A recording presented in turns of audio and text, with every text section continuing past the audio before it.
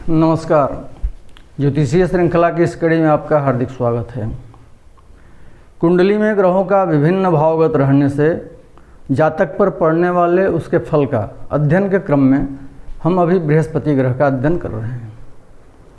आइए जानते हैं कि बृहस्पति ग्रह यदि जातक की कुंडली में एकादश भाव में अर्थात आय भाव में अवस्थित हो तो वैसा जातक विद्वान होता है, अनेक शास्त्रों को जानने वाला, प्रतिष्ठित होता है, धन लाभ करने में समर्थ रहता है, हाथी और घोड़ा आदि वाहनों से युक्त अर्थात मैंने उत्तम से उत्तम वाहन की प्राप्ति ऐसे जातक को होती है, दृढ़ स्वभाव का होता है, पराक्रमी, क्षमाशील, रोग रहित, राजा का अनुग्रह प्राप्त एवं यशस्वी होता है।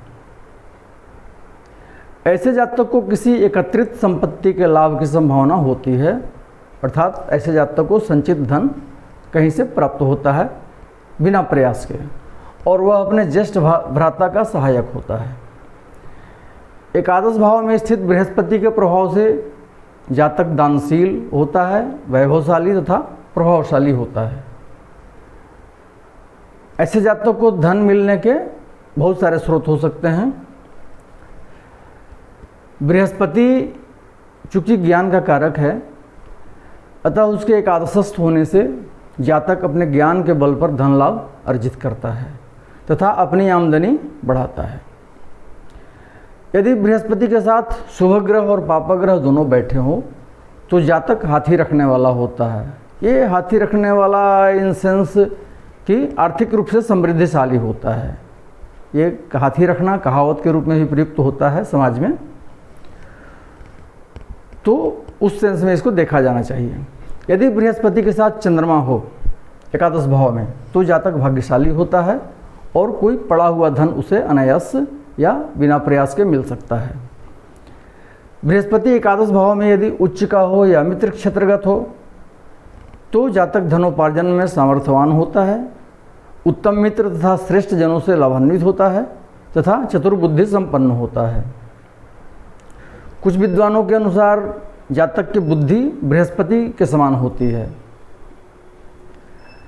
जातक की कुंडली में विद्या स्थान शुभ होने पर, विद्या स्थान मतलब पंचम भाव, पंचम भावगत ग्रह की स्थिति, पंचमेश की स्थिति, अगर सब तरह से पंचम भाव शुभ हो तो जातक उच्च शिक्षित होता है और वह पुत्र प्राप्ति के बाद भाग्योदय पाने वाला तथा वैभवपूर्ण रहन सहन वाला होता है। वह समाज के धनी व्यक्तियों के संपर्क से धन संपन्न होकर पिता के उत्तरदायित्व का निर्वहन करने वाला होता है।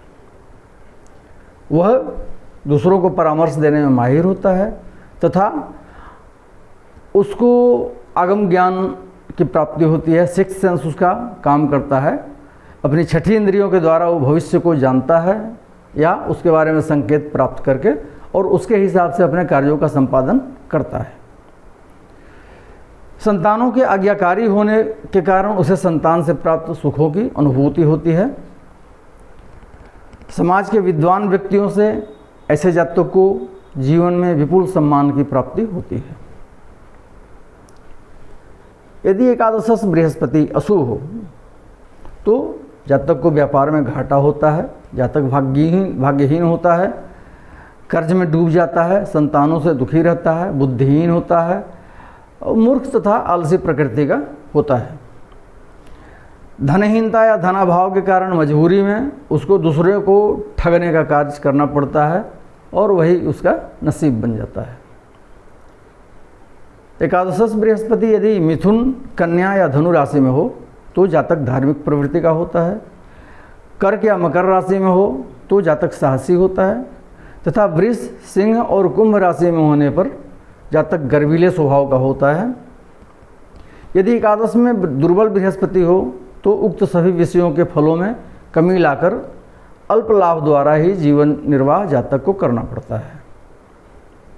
एकादशस्थ बृहस्पति के रहने से जातक को चौथे वर्ष में धन की प्राप्ति होती है। अगले वीडियो में हम बृहस्पति के द्वादश स्थान में रहने से जो व्यय स्थान कहा जाता है जातक का, उसका जातक पर क्या प्रभाव पड़ेगा, क्या फल होगा, इसका अध्ययन करेंगे। नमस्कार।